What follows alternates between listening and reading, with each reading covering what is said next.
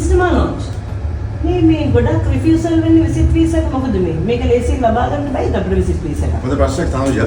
ඇත්තටම මේ ගොඩක් කට්ටිය මේ විසිට් වීසා එක ඇප්ලයි කරන්න ගොඩක් කට්ටිය තමයි සල්ලි තිබුණාම විසිට් වීසා හම්බ වෙනවා කියලා. ඉතින් එකක් තමයි ඔබ හරි කෙනෙක්ව කන්සල්ට් කරන්න ඕන. තමන්ට තමන්ගේ ඇප්ලිකේෂන් එක කරගන්න පුළුවන්. බැටළුවන් නේ වුණාට සමහර රටවල ස්පෙෂලි UK, ඕස්ට්‍රේලියා, නිව්සීලන්ත, කැනඩා වගේ රටවල් වලට ස්පෙෂලි අවශ්‍යයි හරි උපදේශක සහ හරි ගයිඩ්නස් එකක්. මොකද ඇප්ලිකේෂන් එකක් කියන්නේ සල්ලි තියලා පෙන්නලා දාන්න බෑ. ඒකෙන්ද ගොඩක් කරන්නේ මිස්ටේක් එකක් තමයි ඇප්ලිකේෂන් එක එක කට්ටියට බාර දෙනවා. මොකද ඒක හරි කන්සල්ටන්ට් කෙනෙක්ව හොයාගන්න ඕනේ.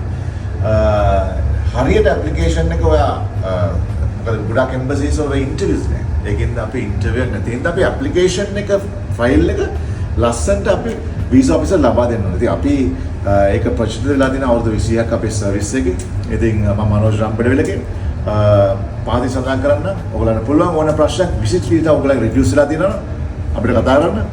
අපිට පුළුවන් ඒ විසිට් වීසා එක ඔබට ලබා දෙන්න.